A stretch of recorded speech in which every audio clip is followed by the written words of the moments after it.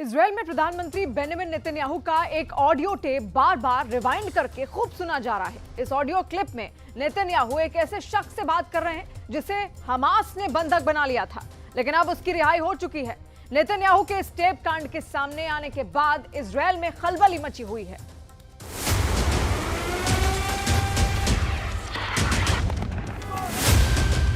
Israel के प्रधानमंत्री Benjamin Netanyahu का टेप लीक के बाद मची इजराइल में खलबली। हमास के बंधक बनाए इजरायलियों पर नेतन्याहू का चौंकाने वाला पर्दाफाश। नेतन्याहू की बातें सुन भड़के इजराइल के लोग। इजराइल के प्रधानमंत्री बेंजामिन नेतन्याहू बहुत मुश्किल में फंस गए हैं। फिलिस्तीन में मारे जा रहे लोगों को लेकर दुनिया भर से आ रही प्रतिक्रिया से परेशान नेतन्याहू ने अब नई मुसीबत मोल ले ली है। इजराइल के एक चैनल ने नेतन्याहू की ऑडियो क्लिप रिलीज की है। इस ऑडियो क्लिप में नेतन्याहू ने जो कहा है वो आपको भी जरूर सुनना चाहिए। इस क्लिप में एक और पीएम नेतन्याहू हैं और दूसरी ओर उस शख्स की आवाज है जिसे हमास ने बंधक बना लिया था, लेकिन अब रिलीज कर दिया है, जबकि उसका बेटा अब भी हमास के कब्जे में है। आप आजाद हो गए, बधाई। जी शुक्रिया। हम दूसरे बंधकों को छुड़ाएंगे।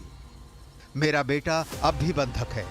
हम बहुत बड़े मिशन में जुटे हैं। मेरा बेटा, हमें लेबनान और यमन से लड़ना है। मेरा बेटा, हमें इजराइल की रक्षा करनी है। मेरा बेटा।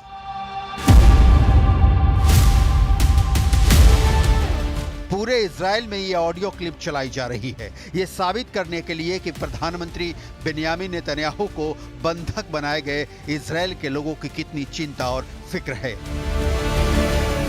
हालांकि यह पहला उदाहरण नहीं है जिसमें नेतन्याहू को यह कहते सुना गया हो कि उन्हें बंधकों से ज्यादा फिक्र देश की है। दूसरे शब्दों में कहे तो हमास, हिजबुल्ला और हूथी विद्रोहियों के सर्वनाश की है। इसके पहले भी इजराइल में बेंजामिन की हॉस्टेज पॉलिसी को लेकर प्रदर्शन होते रहे हैं। यहां तक कि नेतन्याहू कैबिनेट में बंधक संकट को लेकर एक्शन पर फूट सामने आ चुकी है। नेतन्याहू की गजा में भारी बमबारी, हमास के चीफ इस्माइल हानिया और कमांडर मोहम्मद दाइफ को मौत के घाट उतारने के बावजूद बंधक संकट का कोई हल नहीं निकल सका है।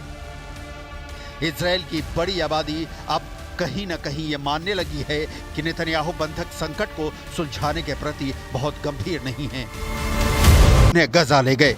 नवंबर 2023 में इजराइल हमास के बीच समझौते में 105 लोगों को छुड़ा लिया गया था। 4 बंधकों को समझौते के पहले ही इजराइल ने रिहा कर दिया था, जबकि इजरायली डिफेंस फोर्स का मानना है कि 34 बंधकों की मौत हो चुकी है, जबकि 105 बंधकों को लेकर कहा जा रहा है कि वो हमास के कब्जे में हैं।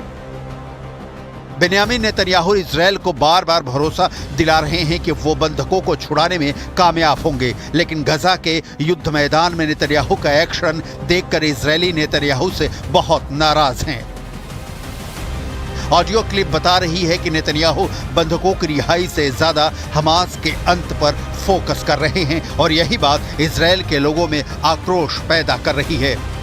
जलते गजा से जीत की सूचना की उम्मीद में बैठे नेतन्याहू को देश के भीतर से ही विरोध की खबरें मिल रही हैं।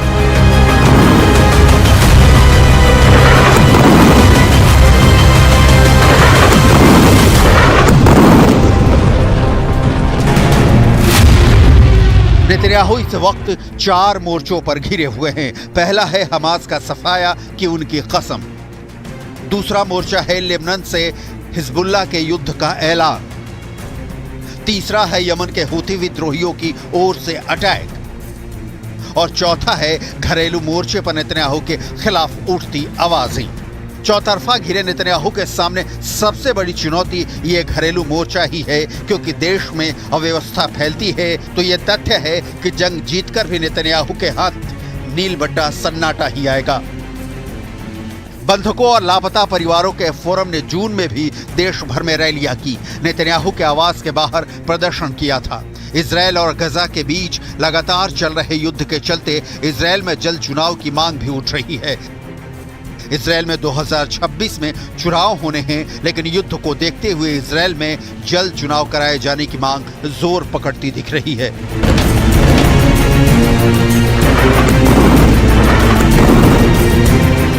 इजराइल और गजा के बीच 7 अक्टूबर 2023 को युद्ध शुरू हुआ।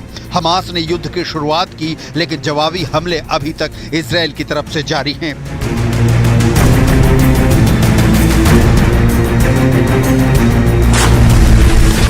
गजा पर हमले करने और बम दागने की वजह से अपने ही देश में नेतन्याहू विरोध प्रदर्शन का सामना कर रहे हैं। प्रदर्शनकारी नेतन्याहू पर हमास के साथ बंधक कैदी अदला बदली समझौता करने और गजा में युद्ध को समाप्त करने के लिए लगातार दबाव डाल रहे हैं। गजा में युद्ध शुरू करने से पहले भी नेतन्याहू को देश में न्यायिक सुधार की अपनी विवादास्पद योजनाओं के चलते विरोध का सामना करना पड़ा था, जिसके चलते गजा में युद्ध ने उनके लिए हालात और भी मुश्किल बना दिए।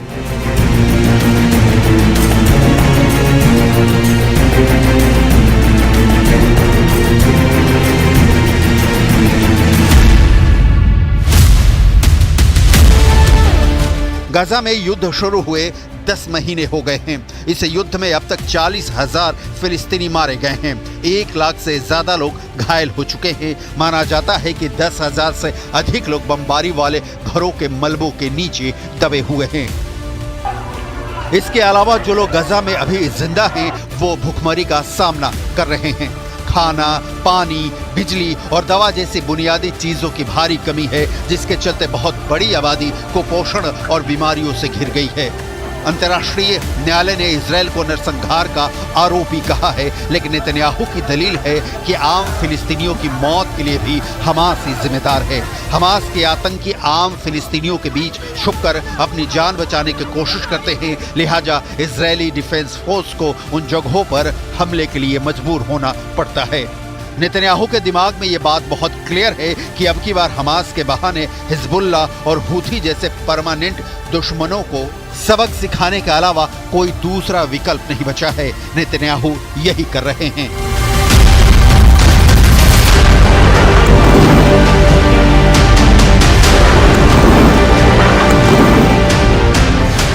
दिक्कत यह है कि युद्ध में बुरी तरह फंसने के कारण नेतन्याहू इजरायली बंधकों पर बहुत ज्यादा ध्यान नहीं दे पा रहे हैं और ना ही हमास को अब तक अपनी शर्तों पर बंधकों की रिहाई करने के लिए मजबूर कर पा रहे हैं।